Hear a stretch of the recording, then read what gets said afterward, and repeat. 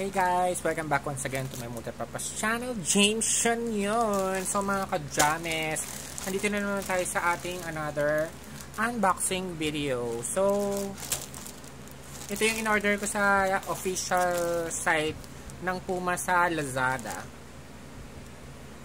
Ano bang ano nito? So yan, dun siya sa Puma Philippines. Tapos, nabili ko siya kasama na pati ang tawag doon, shipping fee, 1,090.69 pesos. Yeah. So, yung details, sige, sa pagbukas na lang natin. Without further ado, let's open it na. Kung lagi na silang ganito, hindi na nila ibabalot pa ulit. So, okay lang, di ba? Para hindi doble-doble yung plastic. Kasi minsan, may palasada na, tapos meron pa sa loob. Ganyan. So, okay na yan.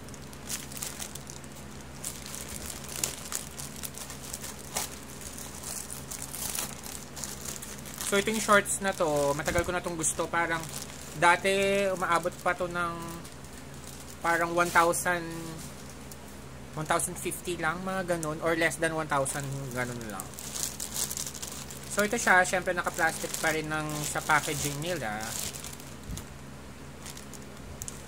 Ito siya. Ayan.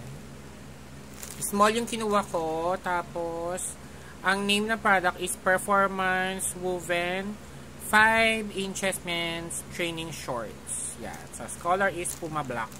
Lahat ng description ng product is lalagay ko na rin sa description box kapag in-upload ko na itong video na to. So, open lang natin. Yan. May buksan na naman yan. So, may pa-onion paper yun.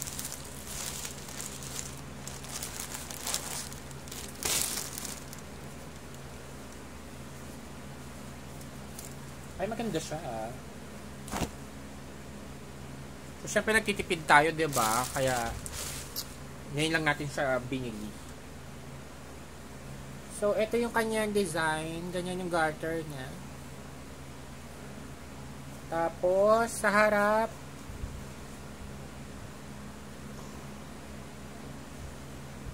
ayan. Yung Panther. Panther ba yan? Na reflectorize. Bale, parang ano lang siya. Parang sticker, ganun. Mga karaniwang ano nila. Tapos, nakalagay dito is regular fit. Ayan. Ito din yung mga wash tags and QR code. Tapos, nandito yung benefits and features.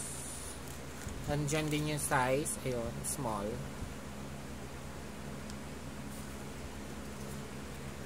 The sport doesn't define you. You define the sports. Running and training. So, isukat na natin siya. Yung lining sa loob, wala siyang, wala siyang brief line. Tapos, meron din siyang drawstrings. Yan. Sukat natin. Wait lang. So, syempre, tinernohan ko na din ng kabibili ko lang ding dry fit shirt from Puma. So, ito na yung shorts. Yeah. So, ang ganda niya. Actually, very stretchy din siya. Yan. Tapos, meron siyang pockets dito. Left and right. Dito siya sa likod.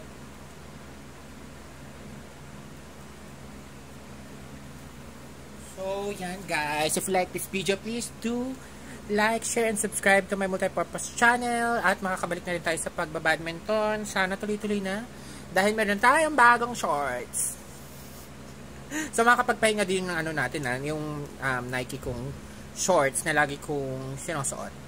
So, ngayon, please do like, share, and subscribe. Thanks for watching. See you on my next video. Bye, guys!